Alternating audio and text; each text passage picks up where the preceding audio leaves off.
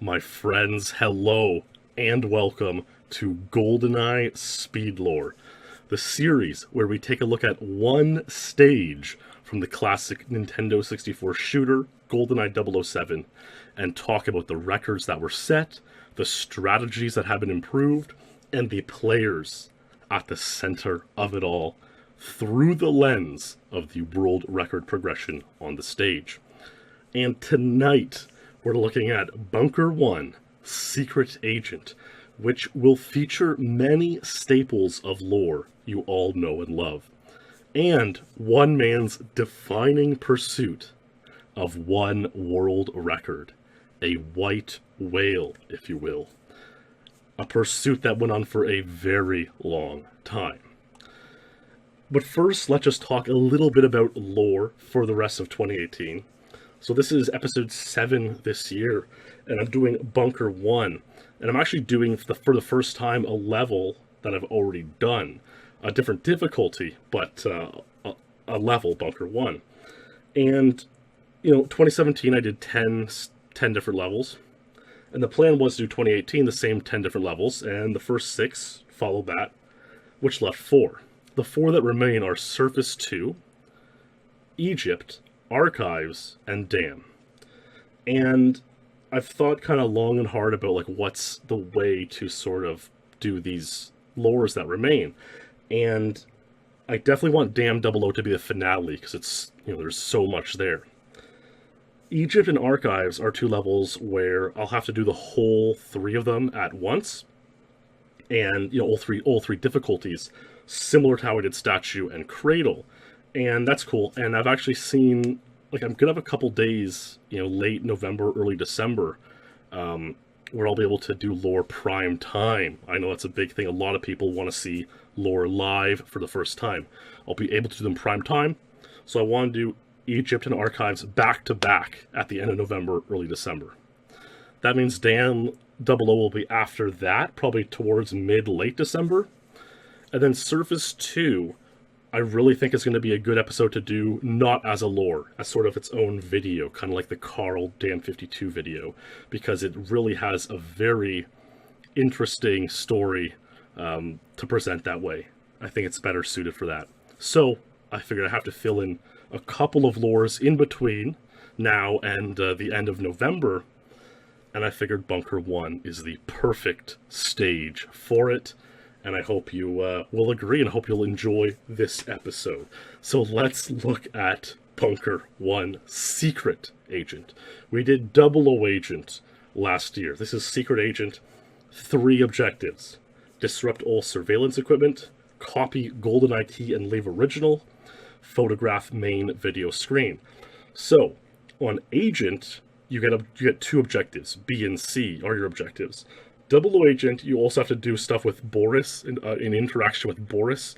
Clemens has been streaming that a lot lately, if you want to see how that's played, or you can watch my old lore episode. But this one is just Agent plus blowing up the cameras, and we'll watch a run right now to get a gist of how it's done. And the slowest run on the rankings that I could find, that's most appropriate for this, was that of Cory Hanson, our old pal. There's a few candidates always every episode for the first run, and this time around it's Cory Hanson, and you see he's trying to blow up these 2 cameras, picks up the body armor. That's the only time you'll see that tonight, presumably. Grabs a couple security key cards. Here's a 3rd camera. Nicely done, Cory.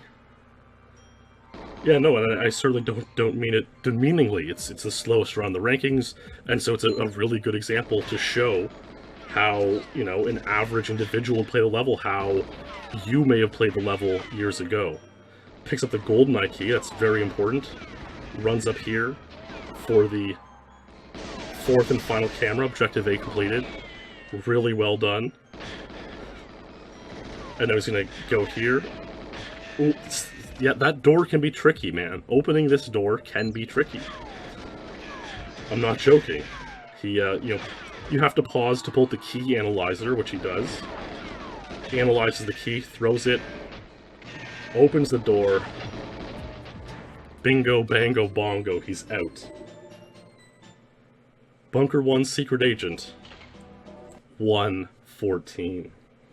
Well played, completed the level, and safe to say the runs you'll see through the rest of the night will be much faster.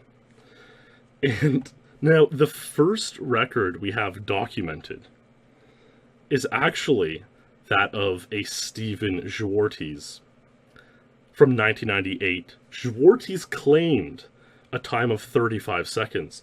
And if you know some of my videos, I've talked about this guy before.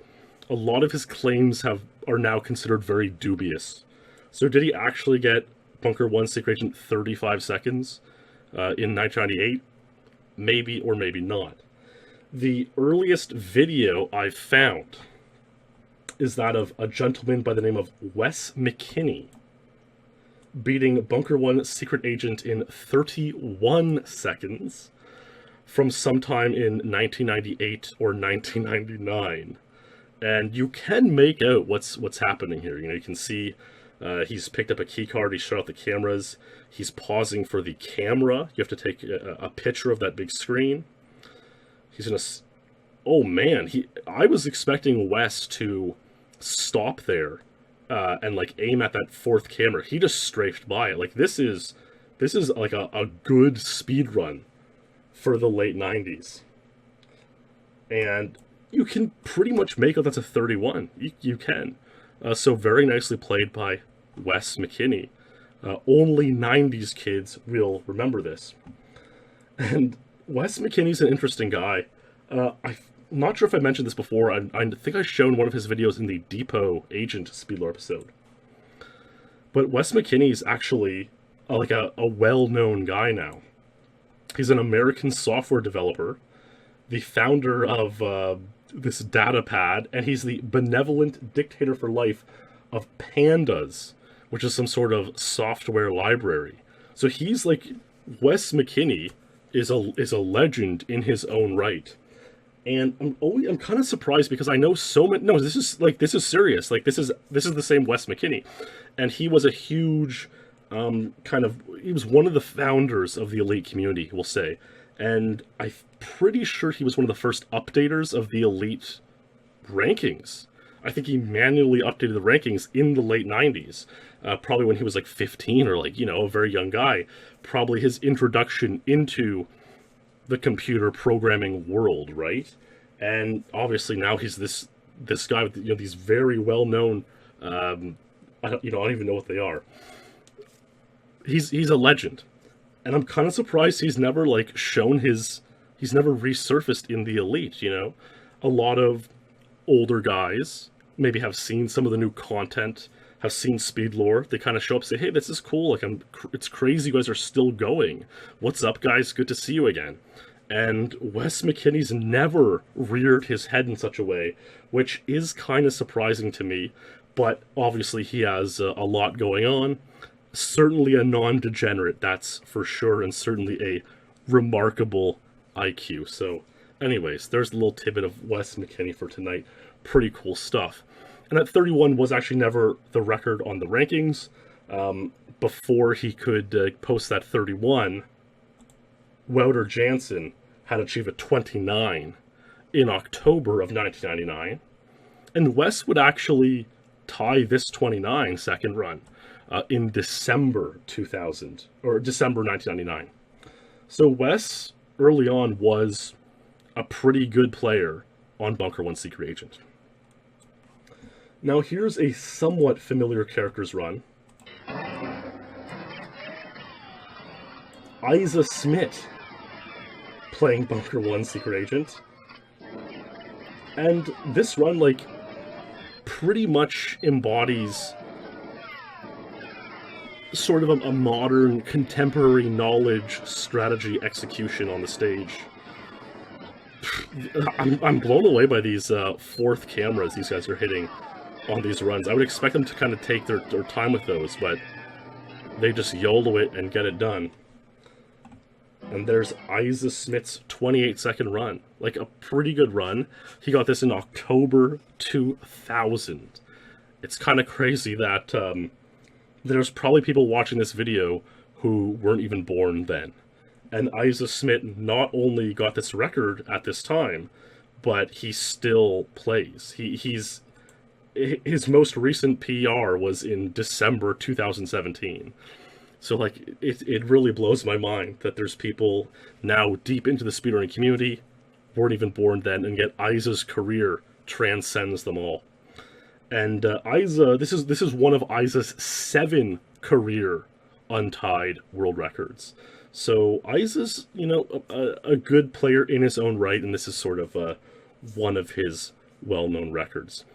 Unfortunately for Eise, Wouter Jansen would tie this 2 days later. The 28 wouldn't last very long. And then, allegedly, although I couldn't find a video of this, allegedly Sterling Neblet untied this, also on the same day Wouter tied the 28. Sterling lowered it to 27. Halloween, October 2000. A very spooky record, we'll say. And 27, it lasted for a little bit. A couple guys, Tim Greneby, Wouter Jansen, Karl Jobst, Randy Buikema, these guys would tie the 27. But this wouldn't be a SpeedLore without a Wouter Jansen untied. I would never kill somebody, not unless they piss me off. Oh, is that a fact? Well, let me tell you something, I don't know why he's put, or if it was even him who put this South Park track behind the run. But it's going to be a 26-second run from Wouter Jansen here. And obviously, much faster run. It looks, the quality's pretty bad, though. For Wouter, even, this is really bad, although this was June 2001, so, you know, not exactly in an era of high-quality gameplay, or high-quality video captures. And who would tie Wouter's 26 here? Our pal Karl Jobst would tie it 1 month later in July 2001. And then another month later, Randy Buikema got this run. Opens the door, one-shot camera, a bunch of body shots. Ooh, that was like the best third camera we've seen, really, all night long. Pauses for the camera there. That's going to become standard. Takes a picture of the screen. Oh, barely trailed away to get that objective A complete on that 4th camera. And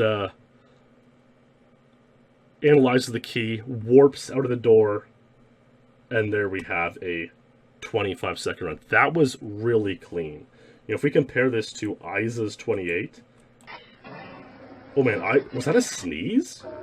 Eise's 28 has a sneezing guard. That's so rare for an untied record. Yeah, look at the... I mean, you could hear that.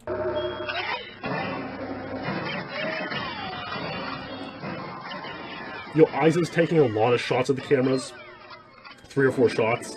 He runs a bit down this hallway and aims at the camera. Then he pauses. It's, you know, there's 2 types of cameras. There's a surveillance camera and then your camera to take a picture of the screen. Really nice objective A completion there, though. And I think his warp here out the door is a little bit slow as well. So it's like you can see just how much Randy improved it with that 25. It was a much cleaner run. And the 25 lasted about a year.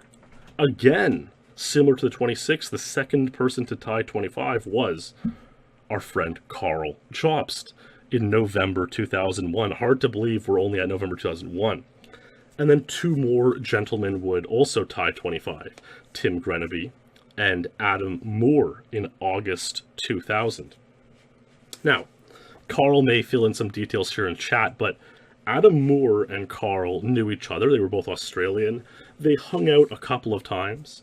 They would play GoldenEye back in the day. They'd play multiplayer, and they would speedrun together.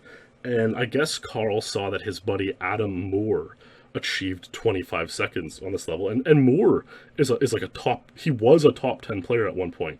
And one of the highest ranked PAL players was like Wouter and Adam Moore were the two top PAL players. And Karl was like, you know what?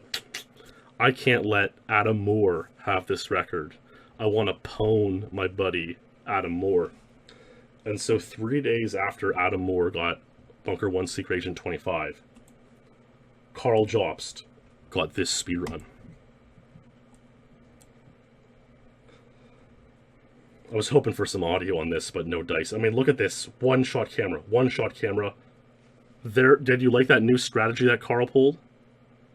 Karl developed a strategy where he turned auto-aim off so he could headshot that guard on the way to the third camera. And the reason you need to kill that guard is to pick up his key card to open that glass door just there. So instead of shooting the guard's body like you saw the other guys do, Karl discovered this method of getting a strafing headshot and nailed 24 seconds, August 20th, 2002. That's a remarkable speedrun. And it would actually stay untied for a few months, which is pretty good back then. You're hard to believe Karl's been getting untieds for all these years. Wouter Jansen would tie 24 in February 2003. And then there's this run. I mean, some of you will remember Trent Hovis from the Control episode. Trent got this run a year after Karl's 24 in August 2003. And I love the aesthetic of the, tape remaining menu on screen. These VCR captures are always like really classic and really they're just so authentic looking, And like these are becoming good speedruns, They really are. Oh, I mean, there's some really famous CRT reflections. You see the lights in here. Like some people would have you'd see the full on like floor lamp in the reflection. Bunker 1 Secret Agent 24, and we're gonna see Trent appear on screen here, which makes it pretty interesting.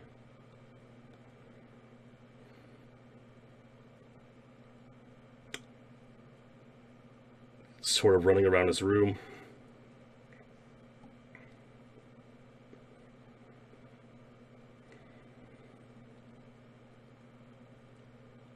He looks a lot like Bryan Bosshardt in that picture, for some reason, but it's Trent. And it was kind of funny because when I was researching this episode, a lot of people were like, oh, you gotta have Trent's 24 reaction. He went crazy. And when we saw it, it was like, for the year 2003 internet tier, yeah, he went kind of crazy.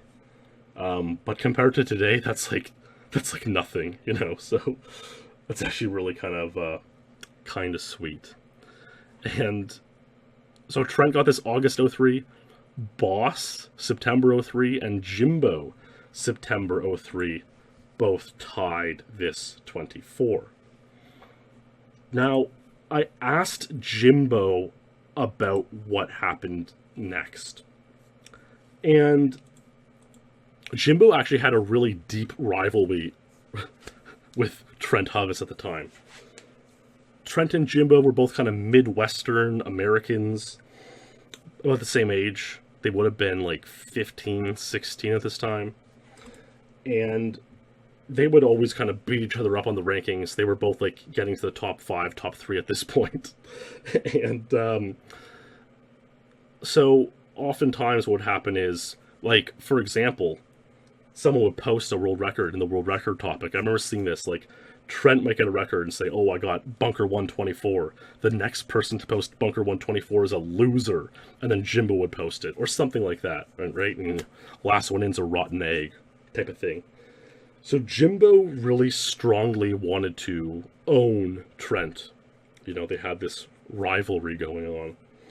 So Jimbo tied the 24, and he was like, you know what, let's go for it, boys. Let's go for it. Jimbo had achieved 2 untied world records before this. In December 03, he achieved a Bunker 1 00 Agent 108, which we would have talked about in that episode. And Jimbo also achieved a Cradle 00 Agent 37 in January 2004. And we talked about that in that episode, and he was actually in the thumbnail of that video. What you're about to see is Jim Barrett's third career untied world record and most recent untied world record.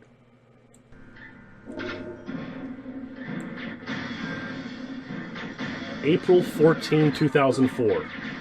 The last time Jimbo achieved an untied world record in GoldenEye 007.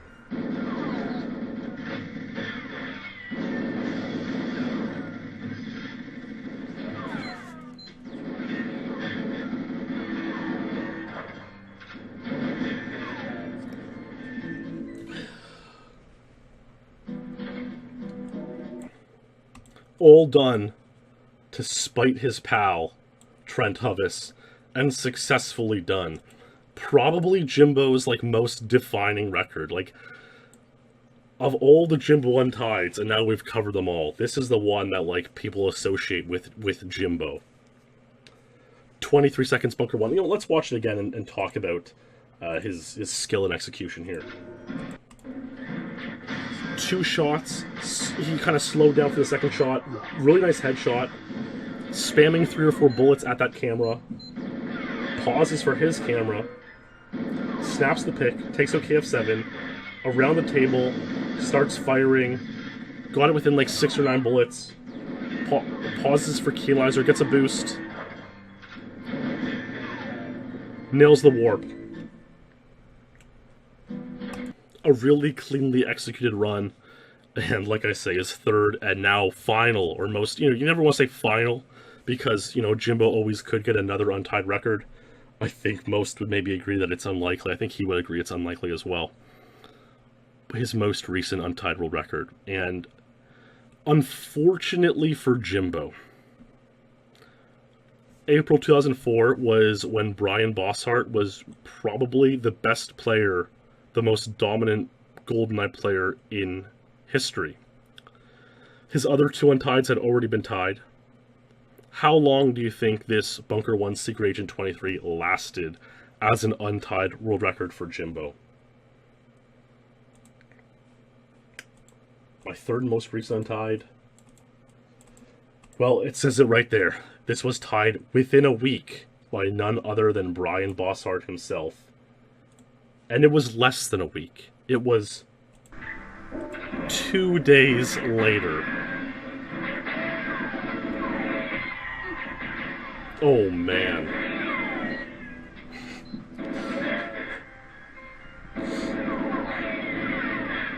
A boost around the table again. You know, Boss getting that swag headshot, 4th cam shot, like... Boss was just a god at this time. This is around the same time where Boss had 51 out of the 60 world records in GoldenEye. He was that good and that unstoppable. So it's like, someone gets a new untied, alright, 2 days later I'll tie it. Like, classic Boss. Watch this again. Boss gets a headshot while shooting out the 4th cam.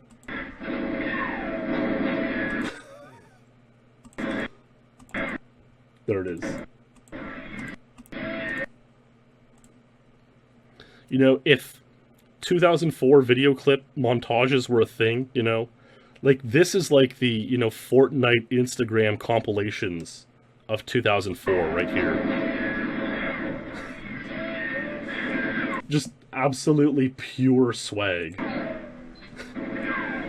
And that was on Boss's way to, as close of a sweep of the GoldenEye rankings as anyone has ever had.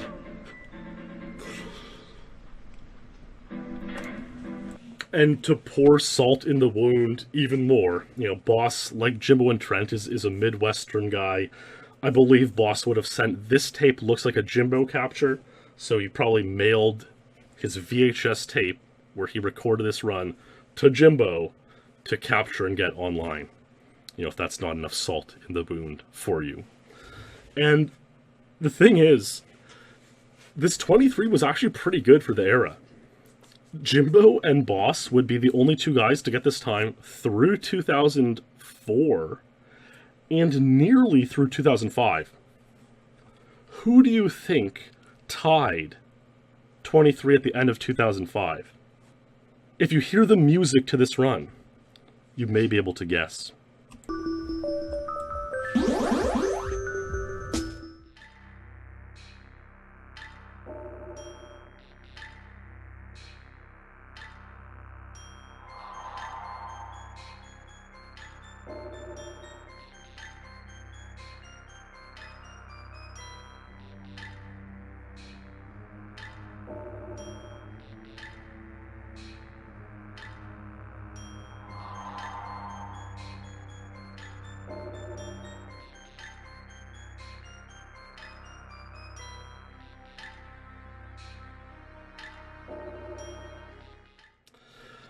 That was our boy, Alex Bass Boost Anderson.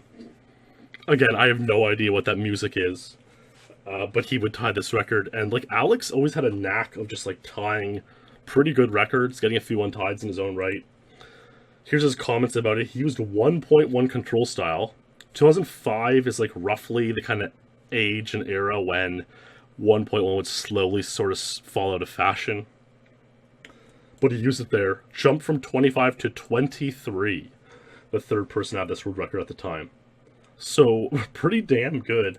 And just so funny, like, these bangers of music that he put in. And I just remember back in the day, chatting with Alex, and, you know, him telling me about going to all these raves in Winnipeg. And it's just funny now, because he's, like, settled down, he has a wife. He's, like, such a... like, he's always been kind of a nerdy guy. Obviously, speedrunning. There's like a nerdy gamer, raver, you know. Picture like Bass Hunter stereotype, you know. He was like that. And now he's really mellowed out, we'll say. And I just remember, you know, him always suggesting me music to listen to. I remember, you know, the night he discovered Nightcore in 2006, believe it or not.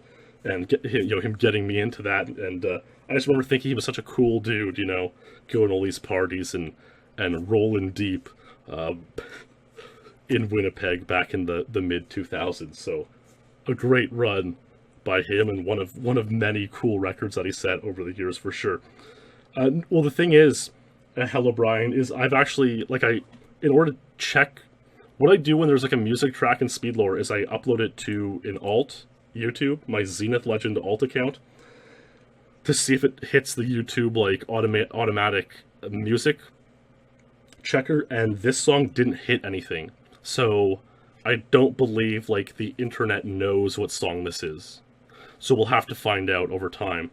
I think we eventually did find out what his 106 was, or we found the full version of it, but this one, like, we have no idea. So no one will ever know until it becomes uncovered. Yeah, I mean, he was, like, into really obscure party music back then, and, well, I'm not sure if Uncle Steve has actually found the song, or if that's a gnome link. Someone in chat can find out.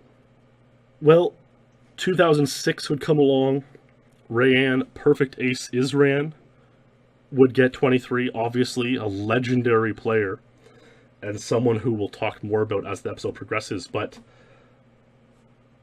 Wouter Jansen was at the end of his career, pretty much. And for some reason, you know, I don't know what got into Wouter. You'll remember this from the Bunker 1 00 episode, but he decided to play Bunker 1 in mid-2006, and he got this run, and watch carefully. It's a very, very interesting speedrun.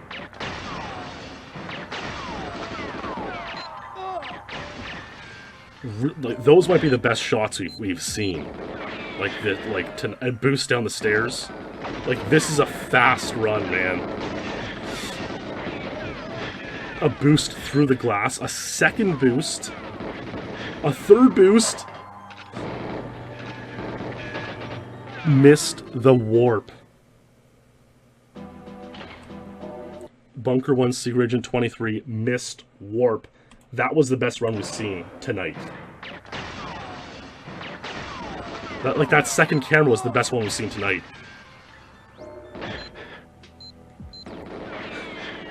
These boosts, unbelievable.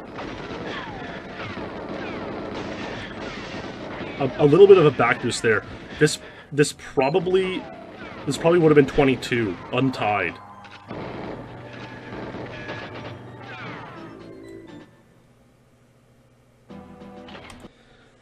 And what's really notable about this is that Wouter's last untieds were in 2005. He untied Depot, Streets 113, Frigate 23. He would never get an untied again. But this run could have become his last untied if he made the warp. But he didn't. And if you look at the world record topic from 2006, Wouter actually hoarded this time. CO Wouter Jansen, this is reply number 502. You see that? These threads back then, we were on easy boards. They would automatically lock at 502 posts. So being the person to post the 502nd reply in the world record topic was like it was like who was going to do it. It was a big deal. So Wouter hoarded this time for 3 months to be able to post it 502nd, and then the next person who achieves a world record gets to open the next world record topic. And Wouter Jansen was able to do that with his Bunker 1 00107.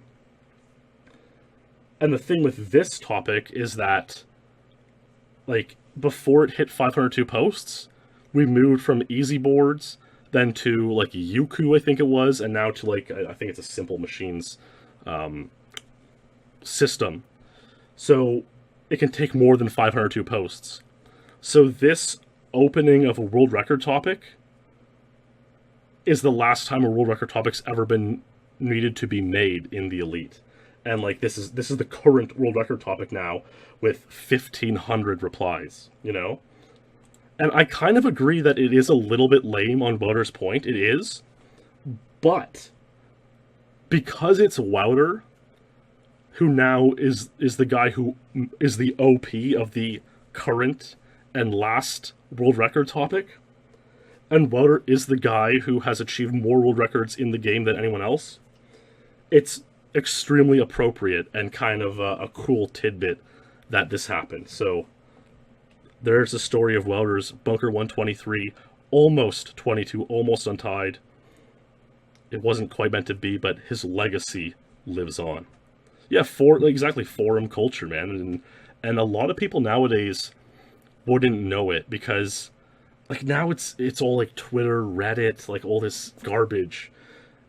Discord, and these things don't, like, last as long, you know? No, you know, I do find Discord differently, you know, it's all great and whatnot, but it's, like, it's not permanent, you know? We have a big problem with that in the Elite now. Everyone wants to post in the Elite Discord. And video links can't be dug up after 20 years, you know? Forum culture was really, really a very cool, unique thing, and I'm lucky to have sort of been born on the internet at a time when this was the way it was. And, yeah, it's nice to see all the... It's kind of like I do archaeology here and dig up these old posts and whatnot. You can't do that nowadays on Discord or Reddit and so on, so... Well, after Wouter would get 23, a few more people would get it. Ilu would get it. Clemens would get it. And, well, I got it as well. And you can kind of see, like, I was really just this is my editing skills back in 2006, by the way. You can see I was just really copying Ilu's style. So I really looked up to Ilu as a video creator back then. And look at that third cam was nasty, man. That was a really good third cam. I'm turning on 1.1 cruise control there. Snapping the cam pick behind the table. Nail the camera. Open the door. Analyze the key. Get a boost. I throw the key to make the warp, which is a cool strategy. Not a lot of people do that. It's like when you throw the key, after it's thrown, you'll switch to a weapon, and I use that like automatically, and I use that automatic switch as the switch to open the door and go through the crack. Which, yeah, I don't know why people don't do that more, but that's kind of my style of play, we'll say. Now, something interesting happened. Another guy, Eddie Lovins, tied 23 not much longer. This was in June 2007. Okay, it was about a year later, but June 2007, Eddie Lovins came along, and Eddie Lovins was a top 10 player at one point. He made it up there. He grinded hard. Again, another Midwestern American guy. He kind of had a group of friends who they played multi with. Greg Wall, who is one of the guys who runs the Elite World Record database. If you've ever seen that linked in my descriptions, was one of those guys. And they all hung out, had a good time. A few more of them. And Eddie discovered something kind of interesting on his 23. Let's see here. So he posted that 23, and he was like, there's something I did in this run. I found a new trick. It has nothing to do with strafe lines, nothing to do with the cameras.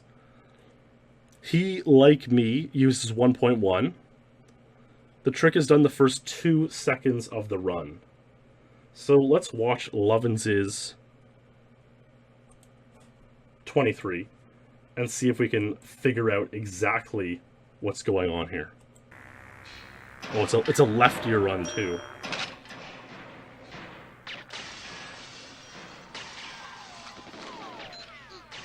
Ooh, look at those cameras. Yeah, he unfortunately did not engage the clutch and start in second gear. Objective C complete. That's oh, he goes in front of the table, which is, you know, it's kind of whatever.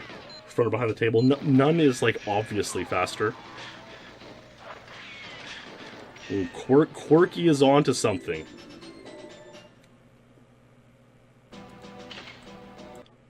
Bunker 1 Secret in 23. Very nice. And at the time Eddie got this, the trick he discovered helped Jimmy Bauer also get 23. So we had 11 people with 23 now. So what exactly did he do? And I'm kind of like, whatever. Henrik couldn't quite figure it out. Clemens' keen eye. He does a quick pause while the door opens. Notice how his ammo disappears for a bit? Did you notice that? So while this door opens, his ammo in the bottom right corner disappeared. That's a quick pause. And it was known that quick pauses speed up subsequent pauses. We would eventually figure that, not for a long time. This was still kind of very early knowledge of this. But we would eventually figure it would save about half a second, right? Is doing the math and figuring out how to do it. However, our pal Clemens, who knew that he saw what happened right off the bat, Clemens said, I estimate the pause trick loses somewhere around 0.4 seconds on Secret Agent. I tried it, it feels slow. You lose full speed and the first cam is nearly impossible for me to do. Trust me, it's not a time saver at all. Unless you suck at the first camera and do it slow 23 style, which I don't. Here's, and then Clemens gets a couple more 23s. Almost got it, almost got 22. Boss is saying he failed 22. Lovins here saying, like, LMAO. Does it make you feel big to make bold statements that you know aren't true? Or are you truly just a moron? Wow, Lovins giving it to Clemens. But who would get the last laugh here? Watch the bottom right corner of this run. No pause trick. Camera, headshot, camera. Unbelievable run. This is David Clemens. 3 days after Lovins. June 24, 2007. Getting the boosts down. kind of half missed the warp too.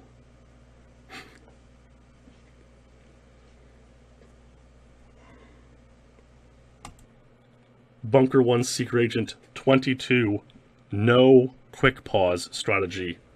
Just nailed it out. Unbelievable. Like, Clemens is just incomprehensibly good, like...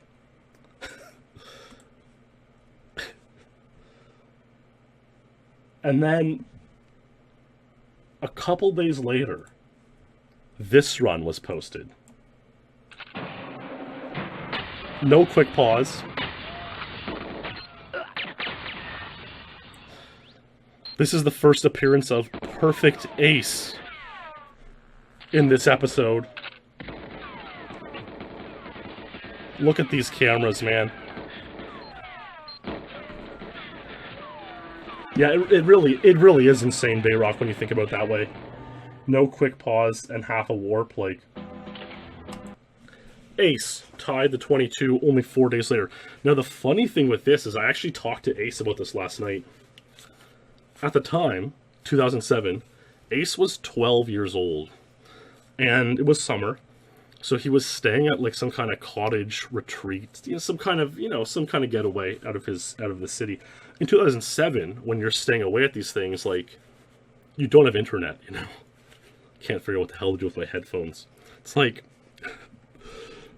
back then, if you were in a rural area, there's no way you could access the internet. You know, your phone didn't have, 3 gigs of data on it. You know, you couldn't just browse the forums.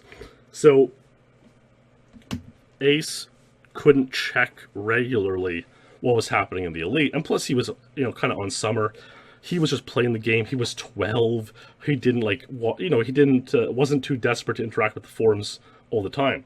So every 2 weeks or so, he told me, he would walk to town, visit his father's workplace, and browse the Elite forums, post all the records he had gotten in the past 2 weeks, and then go back and be without internet for 2 weeks. So he posted stuff on June 14 that year. Read about some interest in Bunker 1 Secret Agent, went back, played it, got 22. He didn't know Clemens had 22. So when Ace got this run, he thought he got the Untied. He nailed this beautiful 22-second run. It looks almost like a cleaner run than Clemens is. He thought he got it Untied. Then he walked to get internet access for the first time in 2 weeks and saw that David Clemens had posted 22 4 days before him. So it's actually kind of an interesting story. Imagine thinking you got the Untied, but alas, it wasn't meant to be. And I honestly had no idea about that story. That was Ace telling me the other night was the first I've heard of it. So pretty wild. And our pal Bryan Bosshardt would tie 22 later that year, December 2007. So 3 people would have the 22. And really, when you watch the start of these runs,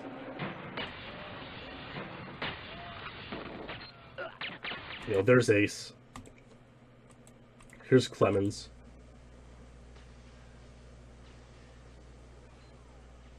You compare this to, say, let's go back and even watch Boss's 23.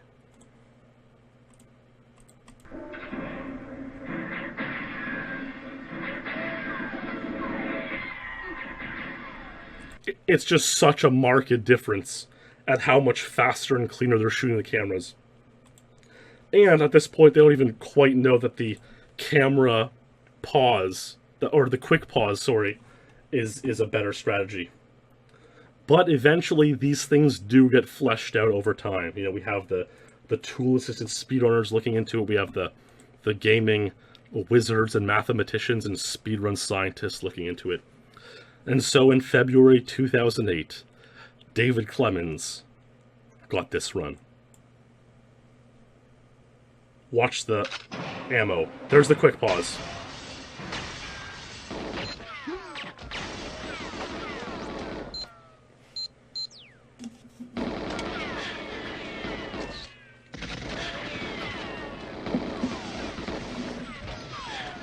Couldn't even see him hit that objective A.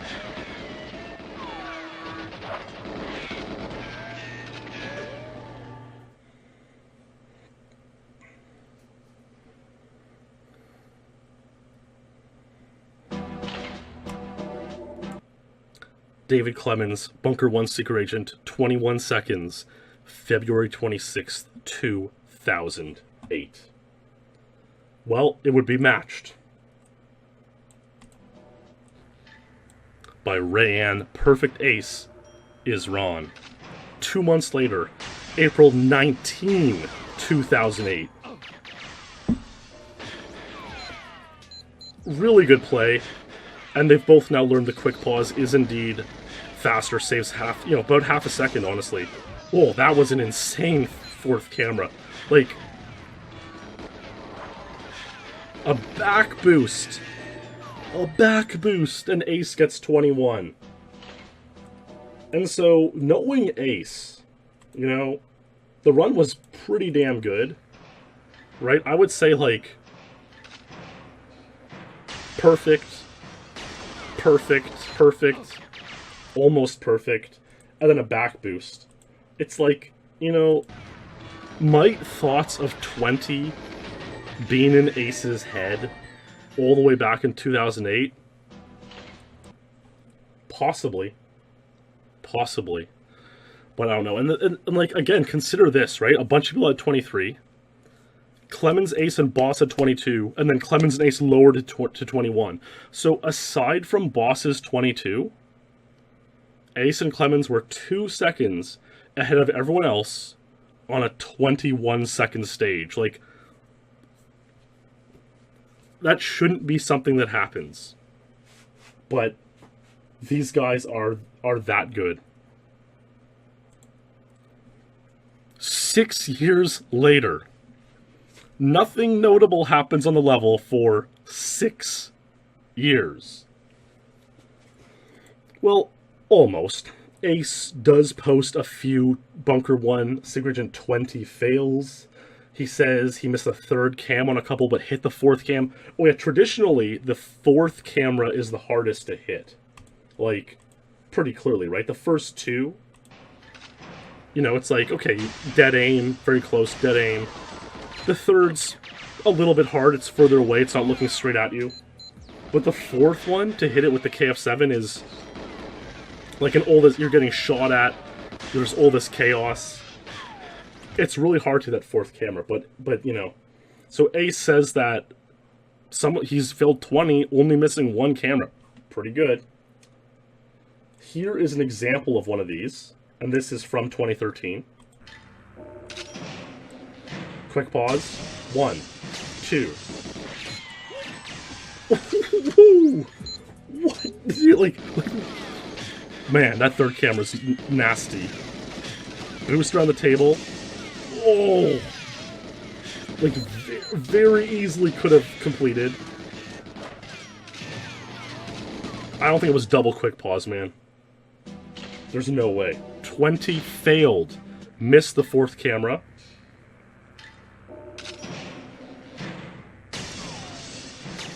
Misses second camera, quits out. And then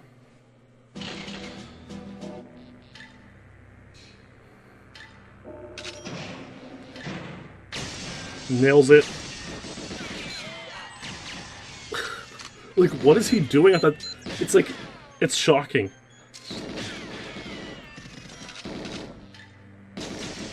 Nails it.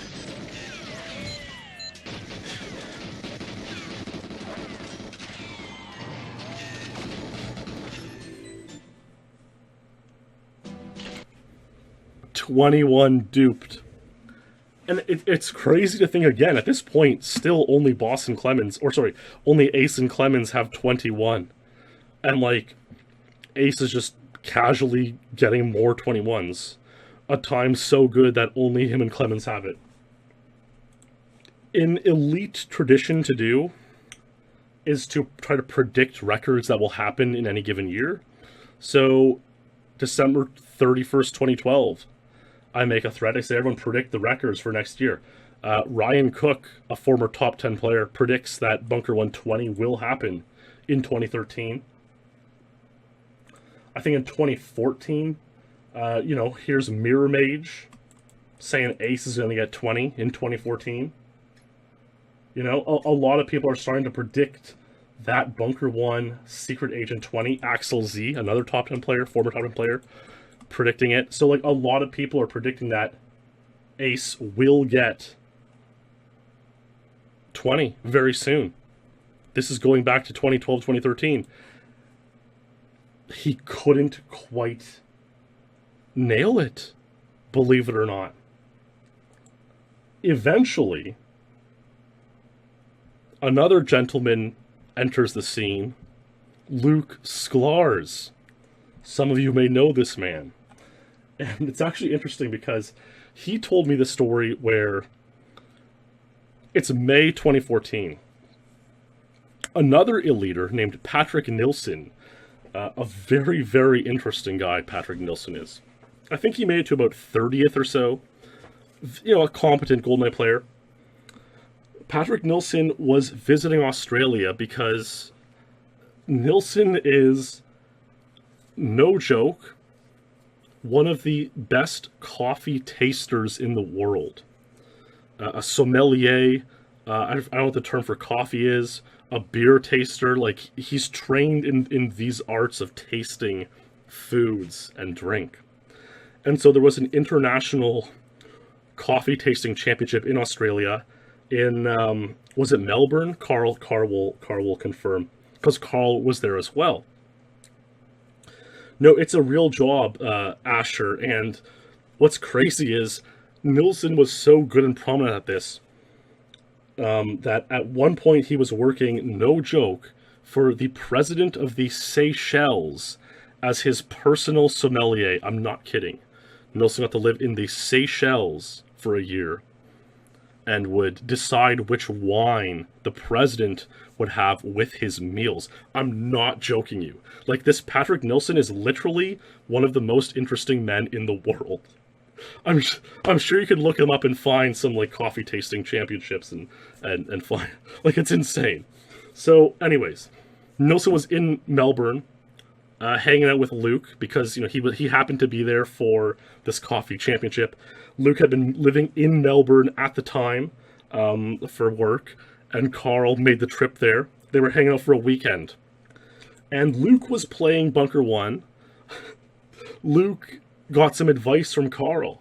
Karl told Luke, like, hey man, don't be so weak on the first camera. Push it hard. Go full speed the first camera. I think you can get 21. And so they practiced it a little bit, not too much. The weekend was said and done. And Luke dropped Patrick off at the train station to go home. Luke came back. He played GoldenEye for 20 minutes. And Luke got this run.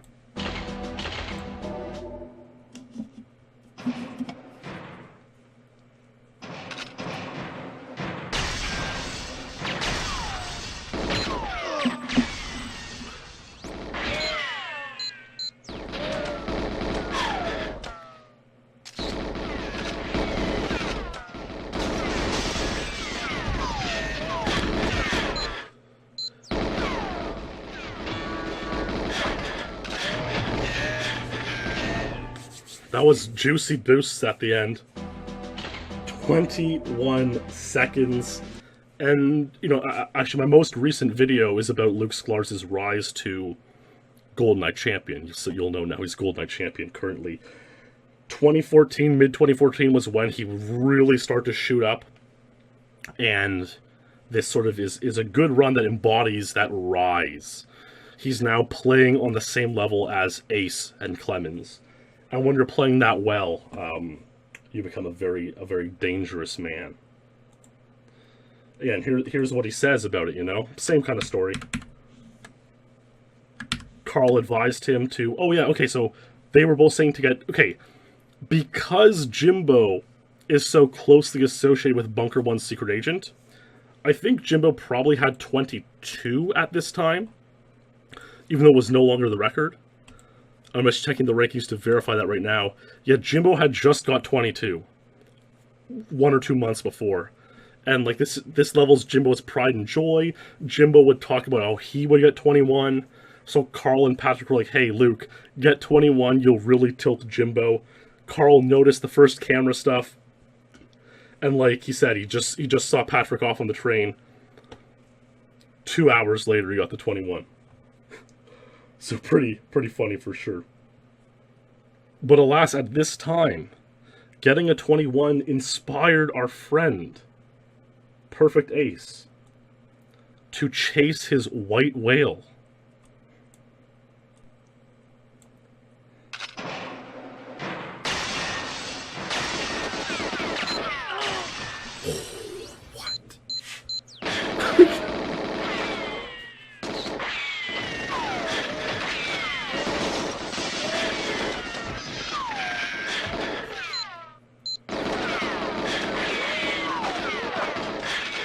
Back boost.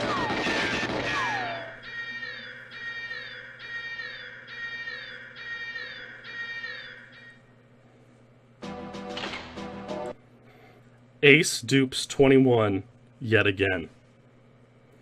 And this is, May 2014, just days after Luke's 21. So Ace is inspired. Ace wants 20 now. Ace is like, Captain Ahab chasing Moby Dick. He's like, I need it. I'll get 21 before I die if it kills me. 2014. He would also get this run.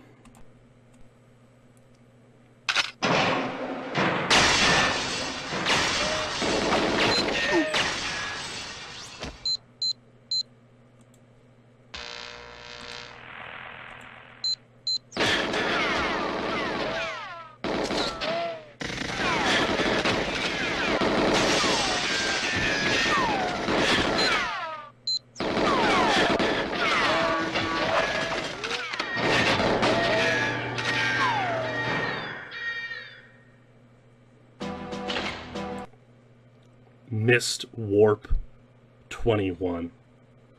Missed Warp. Now, something I want to check here. I was talking to Ace about this.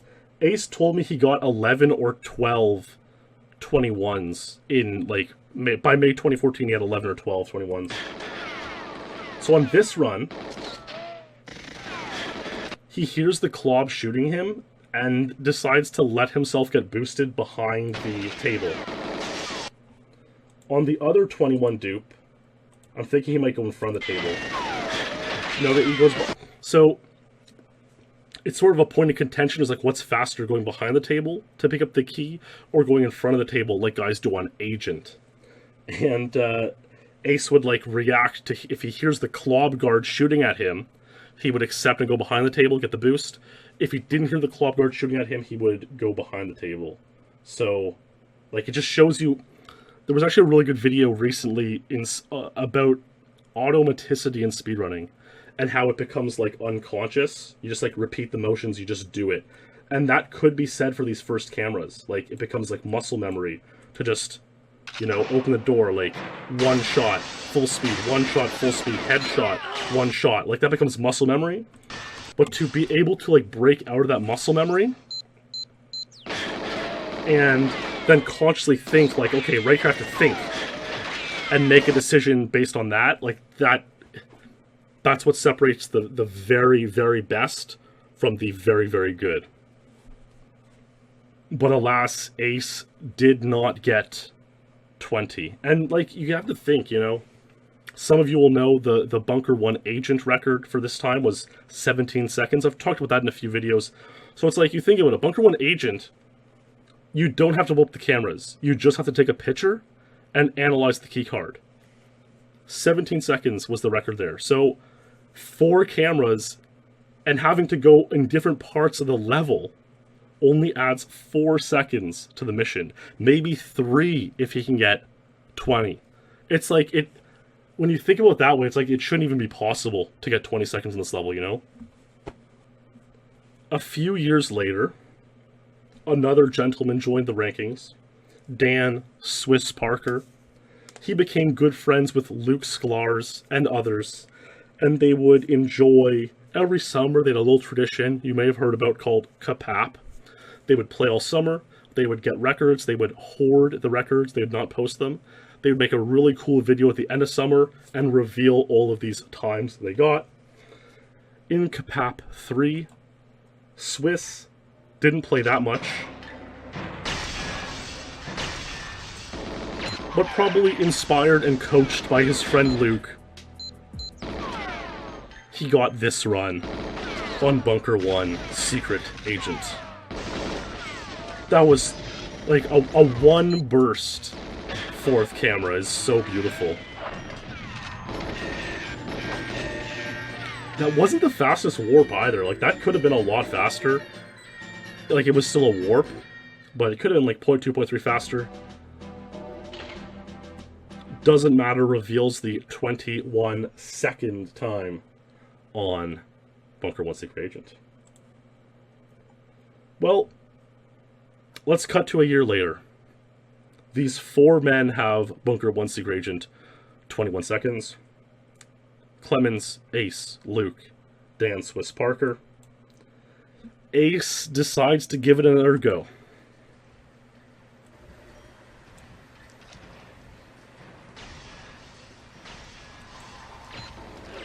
Nice. Very nice start.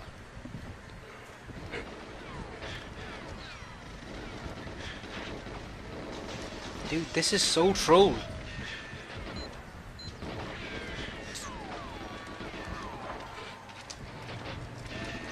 Could be a 20, but I think it's a 21 because the boost ratio was kind of bad. Yeah. I needed like at least one more boost going up the stairs.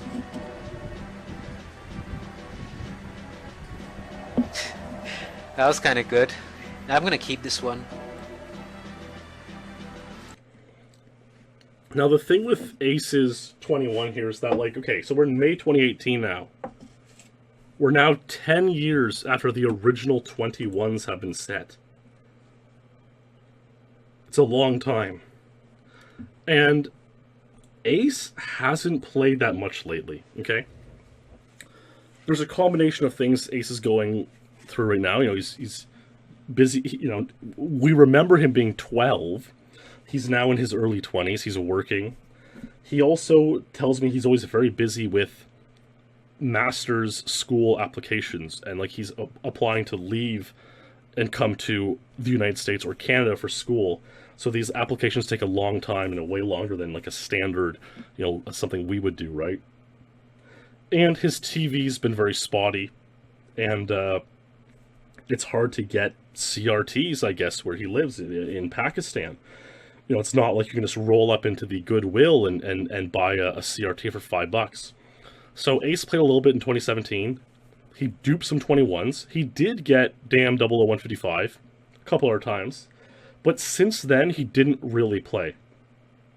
And we would always ask him, like, Eise, like, play. Like, when are you going to play? And, you know, just this combination of being busy, not having a working TV, it all kind of, you know, he just wouldn't play much. Around March or so, Eise kind of got into some drama in the Elite community. It was really silly, it was really dumb. There was some sort of, like, homework Discord group. And no one was chatting in it for, like, weeks. And so Quexol deleted it, you know, one of the mods of the Discord. And this just sent Eise off. And I mean, you know, everyone goes through stuff, everyone has hard times, and, you know, these small things can send people off. And this Discord channel being deleted from the Elite Discord sent Eise off. He removed all the links to his times page on the Elite, so we had to, like, re-upload all his times. And eventually guys like Grav, Jono, many others, myself, were like, you know, it just... What happens is people eventually start leaving the community if one person's being really toxic and annoying. And they start, like, fragmenting and making their own little sub-discords and whatnot. And it's not healthy.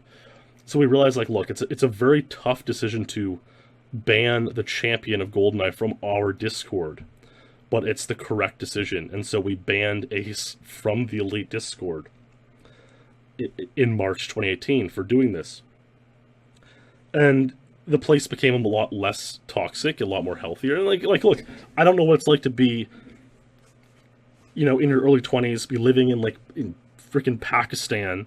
You know, it's like all these opportunities that all of your peers online have in the first world. Like, you don't have these opportunities. Like, it must be tough on the guy, for sure.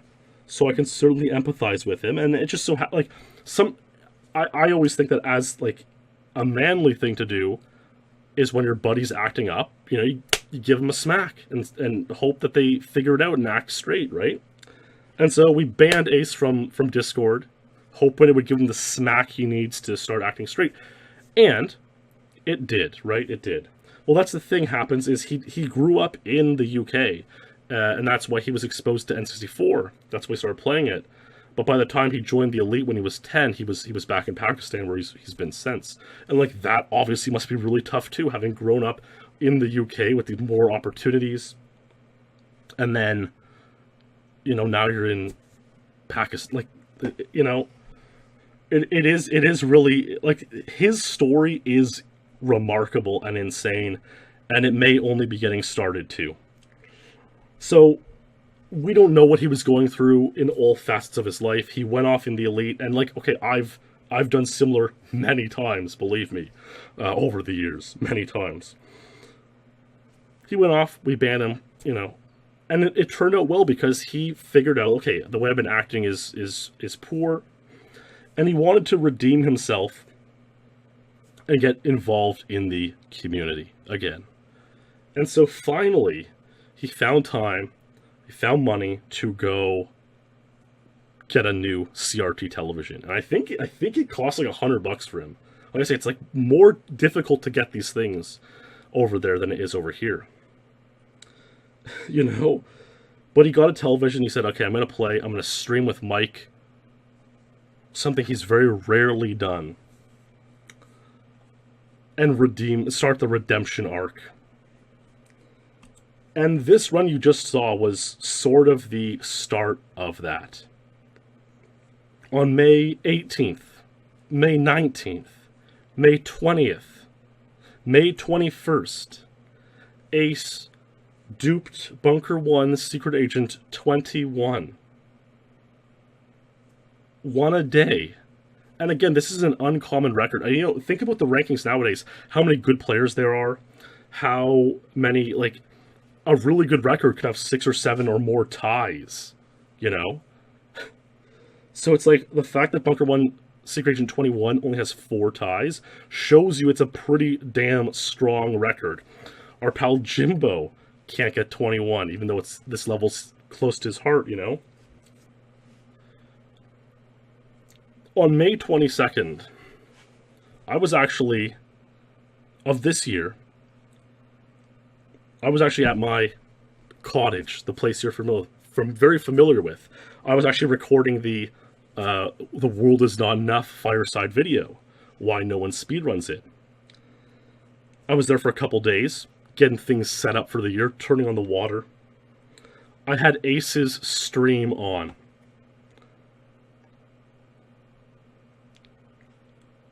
I left for a few moments to, you know, just do some other things throughout the cottage. And I heard a commotion coming from the room where I left the stream on. Something remarkable happened in that stream. A whale Eise had been chasing for 10 years was in his sights. Was he going to finally capture it and slay the dragon? We're going to watch 7 minutes uninterrupted of that stream.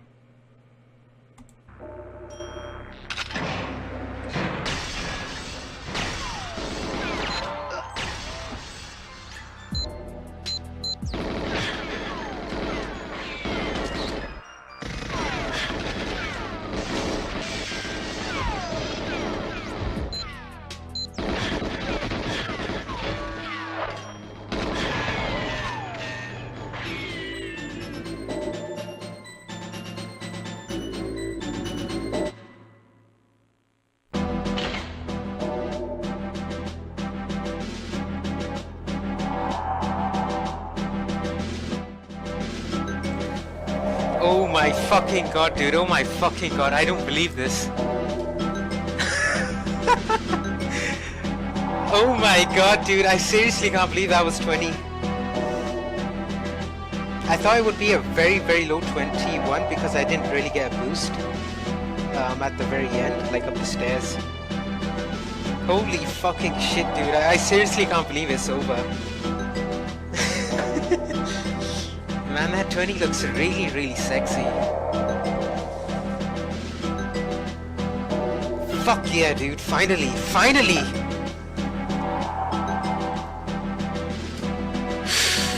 Oh my god. Man, I seriously can't believe I just nailed it that quickly. Because this session was, honestly speaking, it was really bad. I was playing like really wonky and my OCB was all over the place.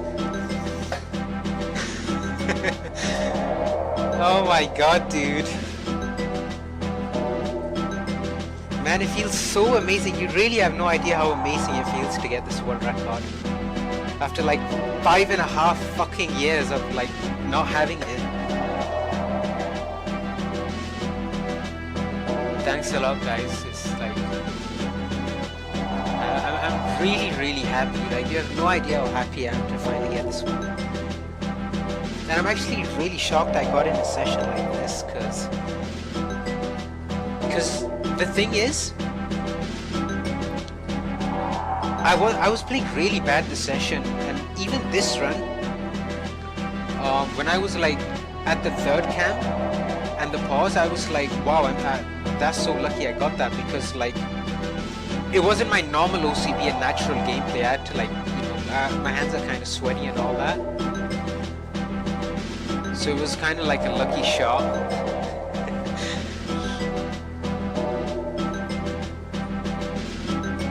Punjab, it's like, the thing is, I didn't really have nerves at the glass pause, but I knew it was 20 pace, so I didn't really get nervous at that point. Damn it, dude, I really wish I had a heart rate monitor, because it's like, you don't think about that stuff when you're focusing on the run. Like, I was so focused on just trying to get the warp and out.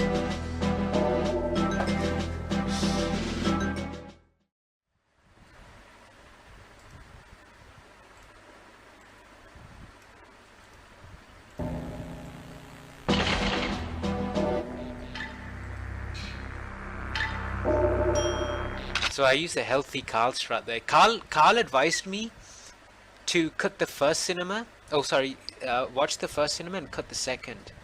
And that was actually a really good idea. I didn't really think of that, because it's kind of like Runaway when you skip the first cinema. If you watch some of the second, you'll miss the nades. It's similar to that. So like, you lose a frame because you have to strafe a bit more. So like, that was really good advice from Karl, dude. Karl's a legend. Good cinema. One quick pause. Nice shot. So that was like a normal decent start. Nothing so special. One boost. Late club boost. And when I got that fourth camera in the first shot, I was like, holy shit, this is ridiculous. Sick warp. If that warp was even just a slightly, a tad slower, then it probably would have been 21. That was a really, really nice ending. Look at that.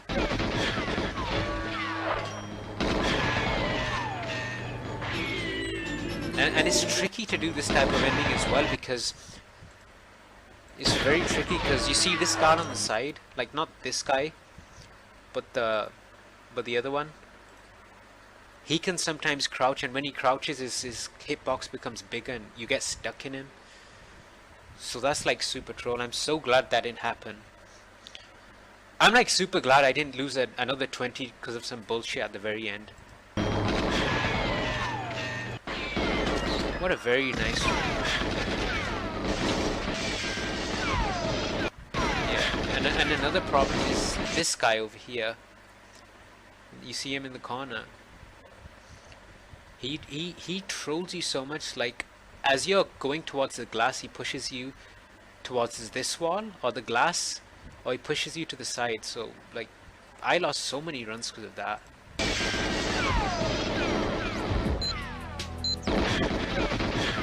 Very, very nice run, dude.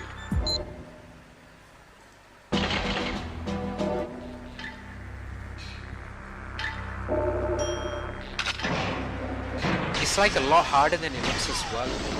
Like the precise aiming and all.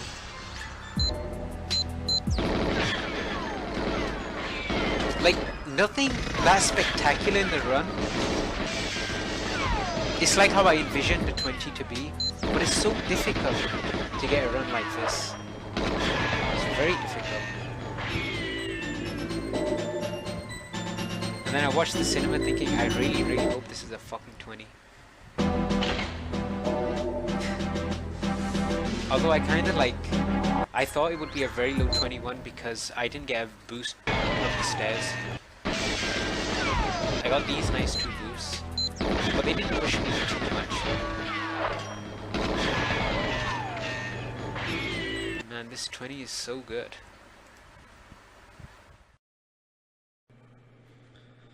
There you have it from Aise's mouth.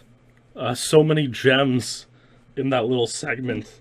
He drops natural gameplay as a reference, talks about his OCB, which is overall control of bond, sort of a intangible metric that we've made up.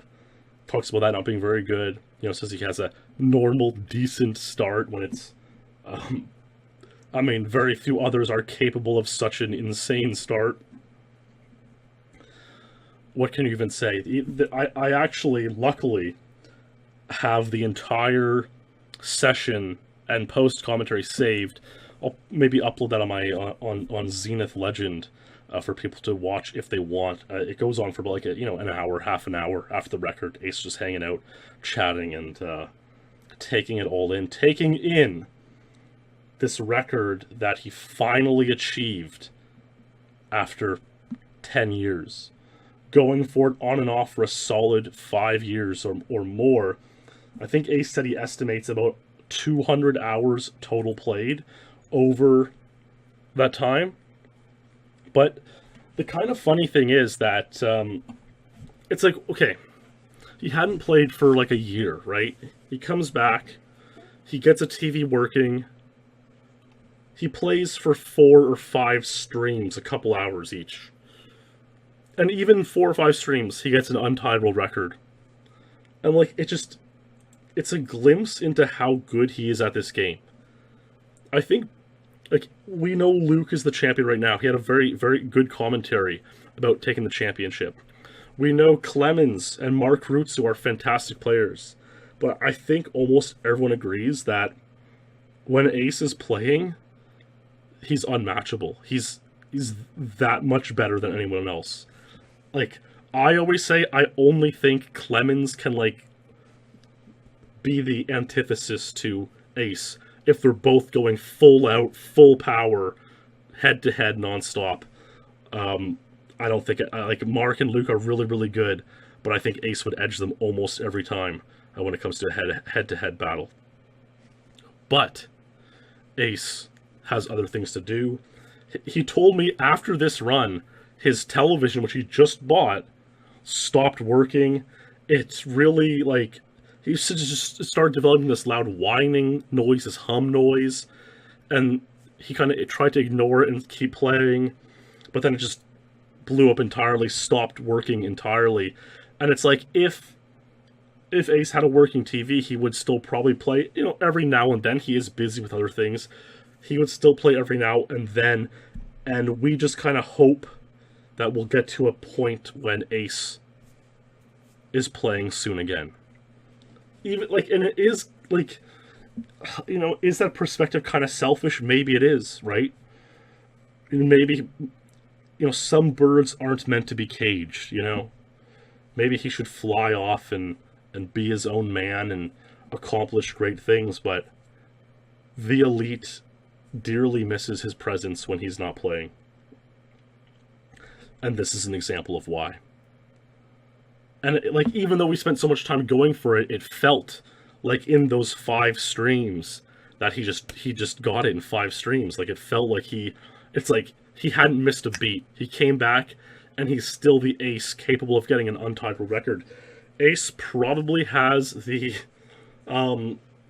most untieds to time played ratio of 2018, which is pretty remarkable. So there you go. Ace finally did it. He captured his white whale, and the 20 lives forever. And the crazy thing now with 20 is, like, I try to think of a way to kind of wrap up this lore. I will show a couple TSs just for fun, but there's, like, nothing really to say to go on from here. 20 is, like, the end of the story. Is 19 possible? Like no, okay? 20's it. And it's not like there are going to be anyone else going for 20 anytime soon. This is the story, you know? Okay, maybe in 100 years or 50 years, something will change, but a lot of the lores, I try to kind of tease, like, oh, is this eventually beatable? And it usually is, and there's usually a little tease you can give, but this 20 completes the story, is what I'll say. Now, is 19 possible? We will watch a couple TASs from 2007. So here's one with a strange strategy. Goes out the front.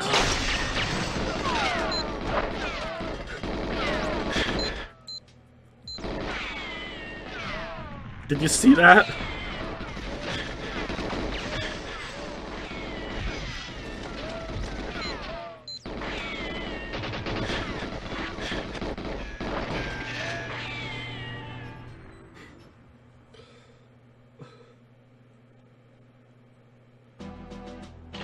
So there's a tool-assisted 19. We thought this strategy, like, in 2007, we considered this strategy as being viable. It was like, come out here, shoot this camera. He does it through the window, of course. Get a grenade from this guard, so already that would happen once every 20 minutes. Pick up the grenade and chuck it to blow up those 2 cameras. And, like, we thought, like, maybe 22 Untied will happen this way. To this day, no one has ever pulled off this strategy on console. So. And then on top of that, you're on a TS with less lag, and you're one-shotting the 4th cam in full strafe. And it's still only 19, and you have a perfect warp and perfect boost ratio. Yeah, 2 cameras, 1 nade. So, certainly, it could be said that this isn't really viable. That's just for fun. And I do want to drive that home. I'll do so more so. Here's another 19, also from 2007. Now, you'll see this cutscene. This guard is lured. This guard is running and opens the door behind you. And so, Miika Pekkala could just snipe out these cameras, and the door is open, which saves a lot of time as well.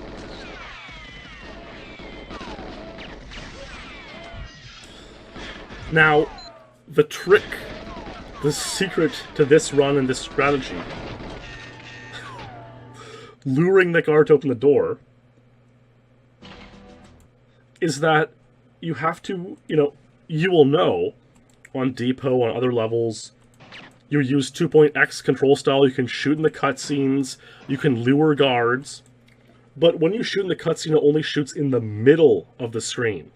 So picture the exact center of the screen, that's where you shoot. I believe this strategy requires 2.3 control style to be used. You have to alter the aim slightly of your shot, it can't be right in the middle. So you have to be using 2.3 control style. The thing with 2.3 is, unlike 2.2 or 2.4, where it's sort of just like a dual analog stick. It's not that foreign. 2.3 is very foreign, because instead of using the dual analog stick, you have the C buttons and the analog stick are intertwined to make the movement. So it's almost like, I think the forward movement is like on the analog stick, but the sideways movement is on the C buttons, and then the look up and down is on another set of C buttons, while the look sideways is on another analog stick. No one has ever been able to play 2.3. There are other levels where 2.3, like, could theoretically save time or pull up a new strategy, right? So, no one has mastered this. It's so complicated to play 2.3. I would almost compare it to not doing like a 4x4 Rubik's Cube, but doing like a 4x4 Rubik's Tesseract, you know, a fourth dimension cube. And like, it's, you know, there's basically 8 axes you're trying to figure out to play 2.3. So, this run by Miika Pekkala, this TAS in 2007, I would not say is viable either. It's possible someday that, you know, we tap into the new dimension, the new paradigm shift of speedrunning, but that day's not today. So I want to be clear because, you know, especially on the Depot Agent episode, I kind of left this, oh, is 22 possible hanging, like it really isn't, probably. And so, likewise, this 19, yeah, there are tool-assisted speedruns of it, but like I said, 20, Aise's 20, is the perfect end to this story. And that, my friends, is Bunker 1 Secret Agent SpeedLore, Aise's White Whale. Here are the rankings for good measure. Bunker 1, Ace 20, Clemens, Luke, Swiss 21, a bunch of people 22 now. Wouter, Ilu, and I still have 23. It's still worth 80 points. It's been 12 years, you know? And it's unlikely things will change anytime soon. So, there you have it. There's the SpeedLore for Bunker 1. The next SpeedLore, like I've said, is probably going to be at the end of November, early December. We got to do Egypt and Archives. And hopefully we'll have the Surface 2 Double Agent video as well sometime in there. Sort of like a lore, a close examination at that level. This weekend, if you guys want to check out, is you know, an event the boys are putting on, Mome-a-thon.